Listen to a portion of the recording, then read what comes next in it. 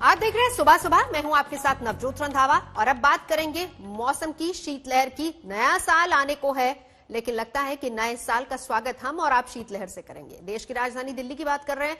कड़ाके की ठंड यहां पर पड़ रही है, घना कोहरा चारों तरफ है दिल्ली और एनसीआर में, जिस वजह से लोग भी परेशान है। नए साल पर भी लगता है कि लोगों को फिलहाल राहत नहीं मिलेगी। 1 जनवरी को भी न्यूनतम तापमान 2 से 3 डिग्री के बीच ही रहने का अनुमान है।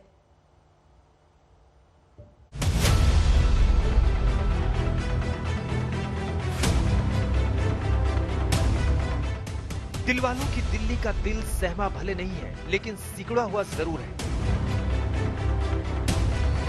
सर्दी की चादर में लिपटी दिल्ली मानो आपसे पूछ रही है कि पहचान मैं कौन। सितम सिर्फ सर्दी का रहता तो भी चलता, यहाँ तो कोहरे ने भी कोहरा मचा रखा है।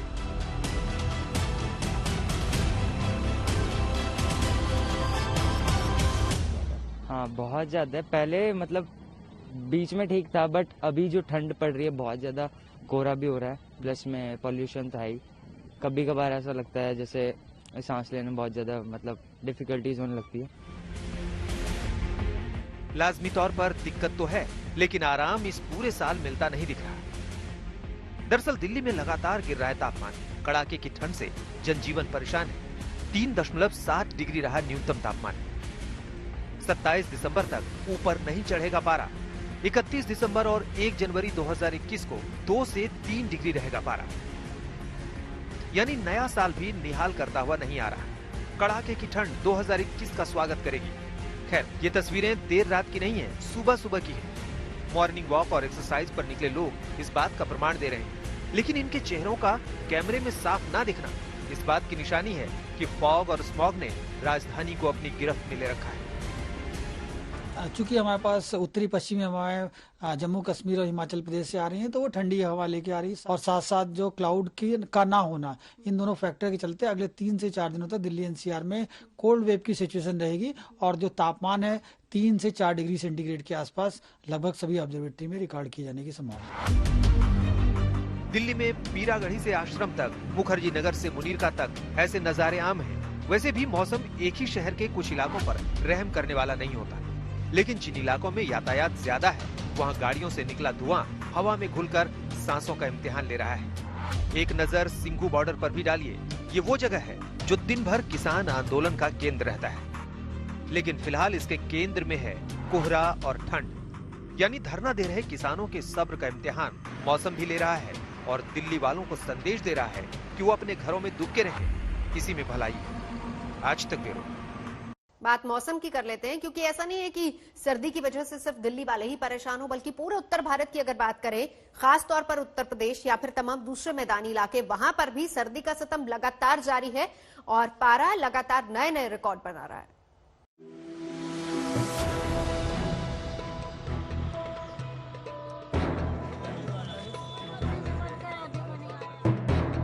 उत्तर प्रदेश में सर्दी का सितम। नए साल पर भी मौसम नहीं करेगा रहम। सर्दी में जकड़ा गंगा जमुना के संगम पर शहर प्रयागराज। जी हां, प्रयागराज पर फिलहाल प्रचंड ठंड राज कर रही है। गर्म कपड़े में लिपटे होना भी ठंड से बचने की गारंटी नहीं बन पा रहा है। शहर प्रशासन जगह जगह अलाव की व्यवस्था कर रहा है ताकि शीतलहर से किसी के प्राणों पर संकट न आ जाए। ये इंतजाम अपनी जगह है, लेकिन मौसम की मार अपनी जगह। लेकिन यहाँ गलन बहुत ज्यादा है, बहुत ज्यादा सर्दी है, छोटा सा बच्चा है, बहुत ज्यादा परेशान है। ठंडी बहुत ज्यादा ठंड है। मतलब 2-3 घंटे हो गए हमको, सुबह 4 बजे से यहाँ उतरे हैं। कोई यहाँ साधन नहीं दिख रहा है, कोई सुविधा नहीं है। बाकी ठंड बहुत ज्यादा है यहाँ। हाँ, ये सही है कि सर्दी का मौसम है तो सर्दी लगेगी ही, बचने के इंतजाम करने ही होंगे। स्थानीय लोग तो ऐसा करते भी हैं, लेकिन जिन लोगों को इस शहर में किसी काम से आना पड़ रहा है, उन पर मानो शामत टूट रही है। दिल्ली से आ रहे हैं, दिल्ली से काफ़ी ज़्यादा यहाँ ठंड महसूस हो रही है। गलन भी है और कोहरा भी आज रात में देखने को मिला है यहाँ पे ट्रेन में आते टाइम। दिल्ली से ज्यादा ठंड प्रयागराज में होने की एक वजह संगम भी है। ये शहर 2 तरफ से नदियों से घिरा है और मैदानी इलाकों से चलने वाली शीतलहर के कहर को नदियों का ठंडा पानी बढ़ा देता है।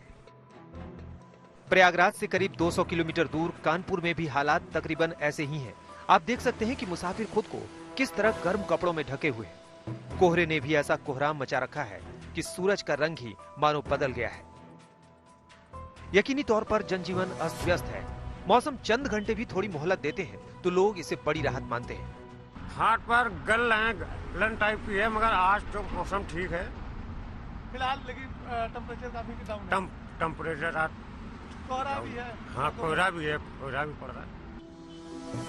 खैर, मैदानी इलाकों से अटापटा उत्तर प्रदेश इस मौसम को कोसता कम, सराहता ज्यादा है। ऐसा इसलिए कि गेहूं की फसल के लिए मौसम मुफीद है, लेकिन बुजुर्गों और बीमार लोगों के लिए ये सर्दी बड़ी बेदर्दी है। आज तक ब्यूरो। उत्तरकाशी में बर्फ का तांडव जारी है। उत्तरकाशी में बर्फ अभी पिघली नहीं है तो चमोली में रह रहकर लगातार बर्फबारी हो रही, जिस वजह से जनजीवन अस्त व्यस्त हो गया है। बर्फ से हालांकि जो लोग वहां पहुंच रहे हैं यानी सैलानी, वो जरूर खुश नजर आ रहे हैं।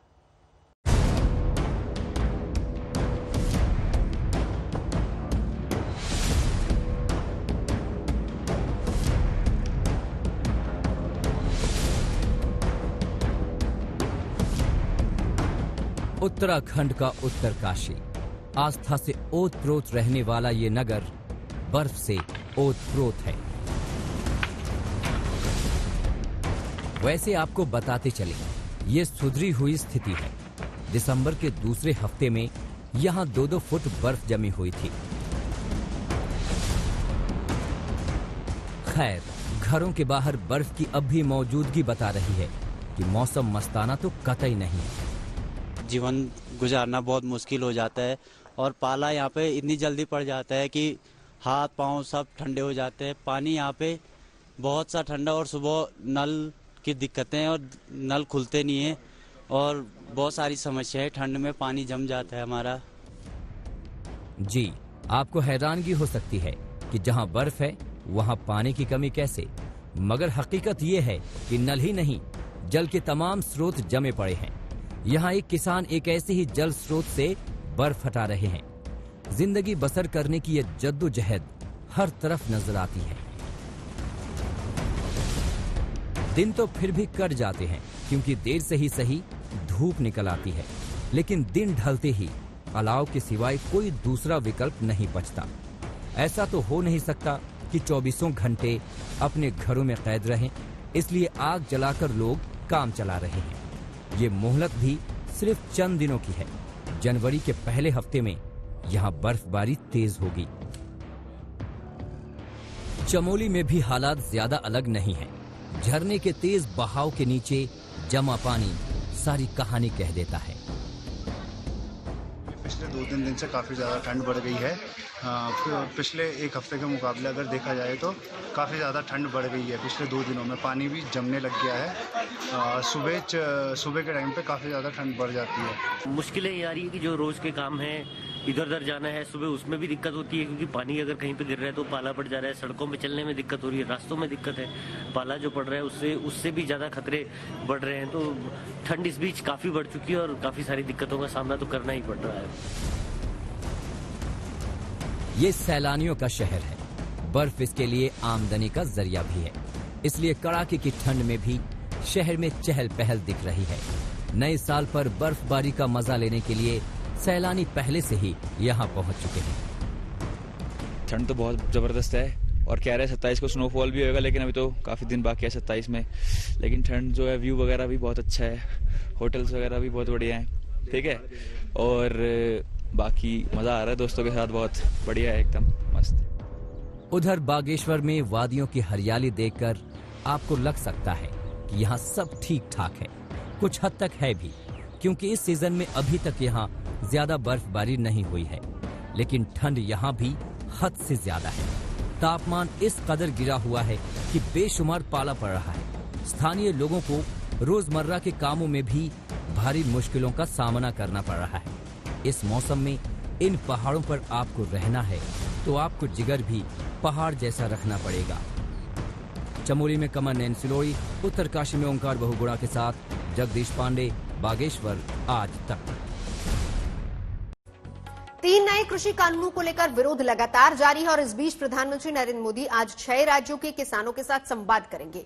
दोपहर 12 बजे प्रधानमंत्री का वर्चुअल संबोधन होगा। किसानों की चौपाल के साथ प्रधानमंत्री 9 करोड़ किसानों के खातों में पीएम किसान सम्मान निधि की आखिरी किश्त भी ट्रांसफर करेंगे।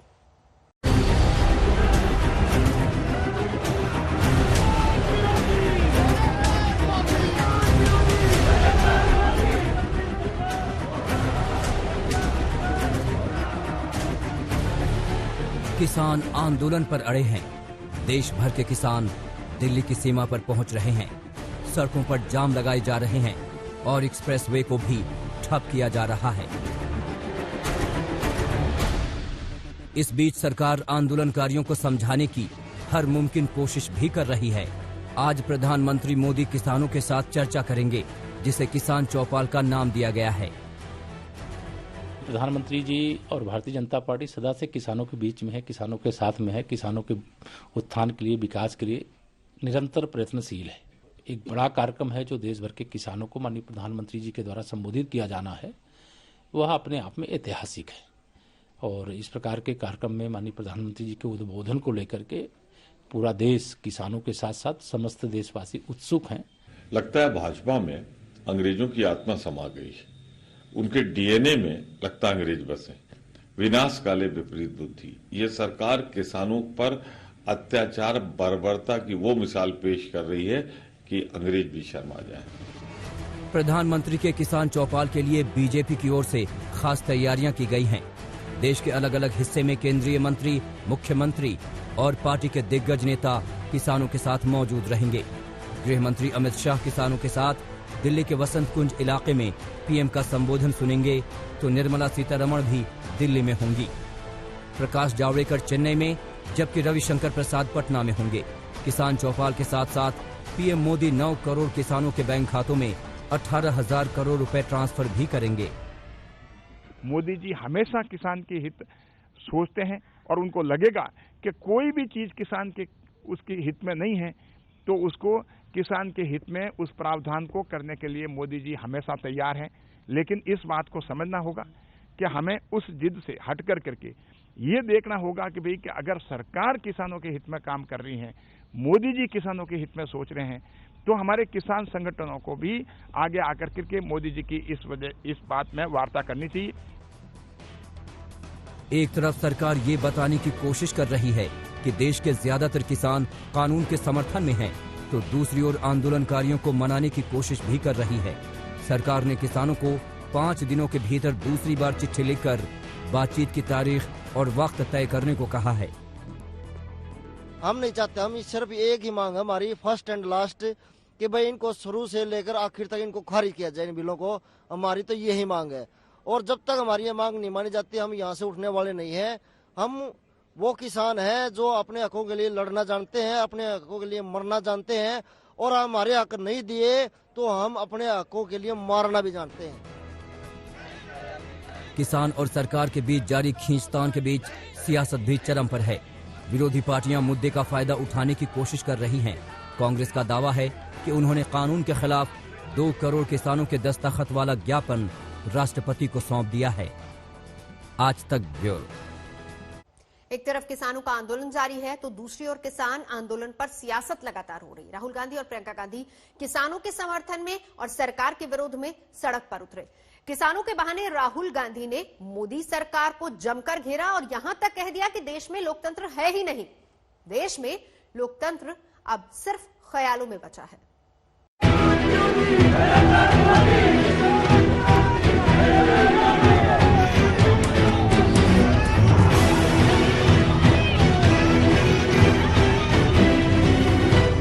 इंडिया में कोई डेमोक्रेसी नहीं है। डेमोक्रेसी इंडिया में ये मतलब आपके इमेजिनेशन में हो सकती है मगर रियलिटी में नहीं।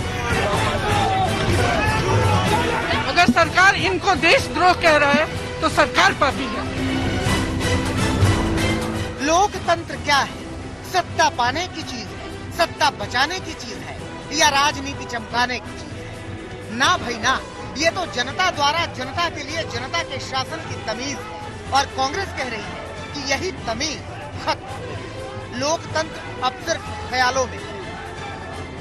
ये मतलब आपके इमेजिनेशन में हो सकती है मगर रियलिटी में है नहीं। बहुत दिनों के बाद कांग्रेस पूरे रॉ में दिखी। बहुत दिनों बाद सड़क पर दिखे राहुल गांधी, सड़क पर दिखी प्रियंका गांधी, जयराम रमेश, शशि थरूर, अधीर रंजन, गुलाम नबी जैसे नेता बहुत दिनों बाद वातानुकूलित कमरे से बाहर निकले थे, ये बताने के लिए कि मोदी सरकार ने लोकतंत्र को खत्म कर दिया है।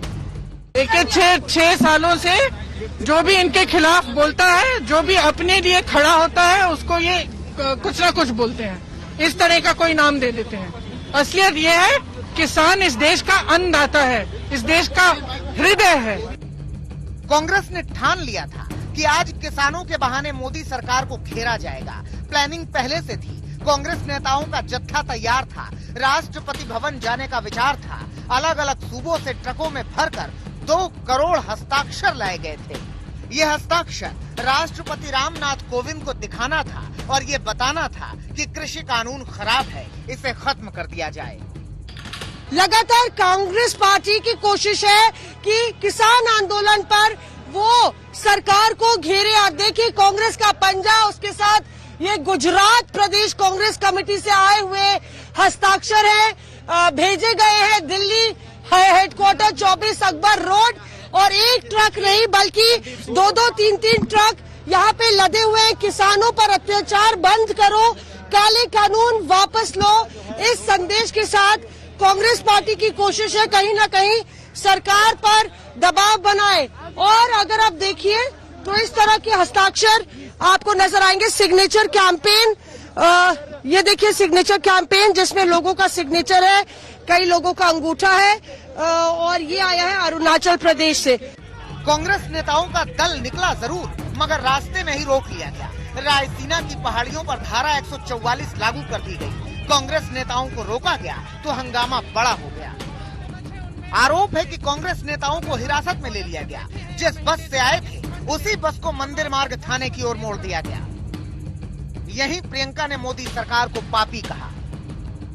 सीधी तस्वीरें आप देख रहे हैं उसी बस से, हम लोग भी उसी बस में मौजूद हैं सारी जानकारी देते हुए। और यहाँ पे उसी बस में कहाँ ले जाया जा रहा है कांग्रेस के नेताओं को ये पता नहीं है। किसान इस देश का अन्नदाता है, इस देश का हृदय है।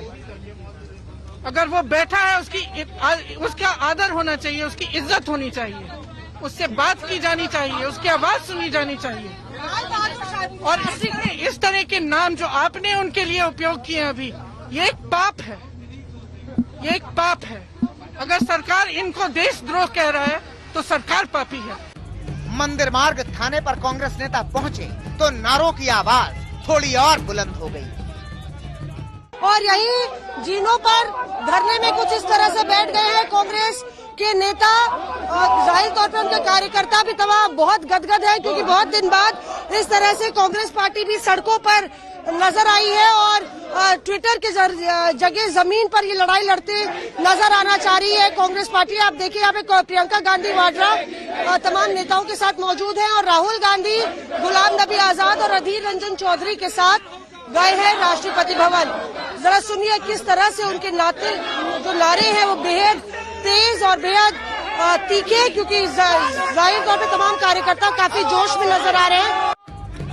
इधर मंदिर मार्ग थाने के बाहर हंगामा बरपा था। उधर राहुल गांधी समेत कांग्रेस के 3 नेताओं ने राष्ट्रपति से मुलाकात की। मुलाकात करके राहुल बाहर निकले तो बोले लोकतंत्र खत्म हो चुका है।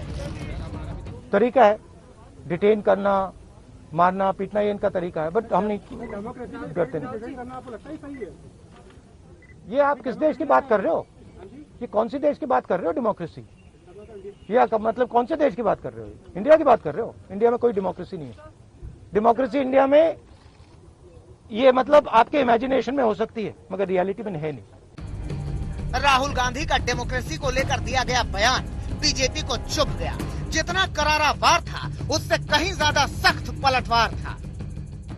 अब मैं राहुल गांधी जी को कहना चाहता हूं कि 2019 में आपने जब अपना घोषणा पत्र जारी किया उस समय आप झूठ बोल रहे थे या आप आज झूठ बोल रहे हो ये कांग्रेस को स्पष्ट करना चाहिए। 2 करोड़ दस्तखत फर्जी है, आपको लगता है ये फर्जी है? आप किसानों से बात करो। अभी आप शुरू कीजिए। देश में आपातकाल लगाने वाले लोकतंत्र की दुहाई देंगे तो कौन बर्दाश्त करेगा। बीजेपी की ओर से सुधांशु त्रिवेदी और गिरिराज सिंह ने भी लोकतंत्र के मसले पर राहुल समेत पूरी कांग्रेस को निशाने पर लिया।